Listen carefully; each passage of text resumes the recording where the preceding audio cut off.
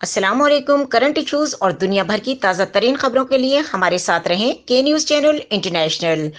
रुक करेंगे बूरेवाला का, जहां से रिपोर्ट कर रहे हैं हमारे नुमाइंदे शफीक फूल। बूरेवाला थाना सदर की हुदूद में 513 ईवी में गुज़िश्ता रोज 8 दिन का दफनाए जाने वाले कमसिन बच्चे की लाश कब्र से गायब हो गई। इलाके में खौफ हिरास पुलिस ने मौके पर देखकर कार्रवाई का आगाज कर दिया। तफसीलात के मुताबिक थाना सदर की हुदूद 513 ईवी में गुज़िश्ता रोज दफन किए जाने वाले बच्चे की लाश रात गए नामालूम अफराद निकाल कर ले गए। जब सुबह घर वाले बच्चे की कब्र पर फाता खानी करने के लिए गए तो कब्र खुली हुई थी और बच्चे की लाश गायब थी, जिस पर लवाहिकीन अशफाक और अफजाल ने पुलिस को इत्तला दी। पुलिस ने मौके पर पहुंचकर जाए वकूअ का मुआयना किया और इमाम मस्जिद को बुलाकर कब्र को बंद करके मुलजिमान की तलाश जारी कर दी जाए।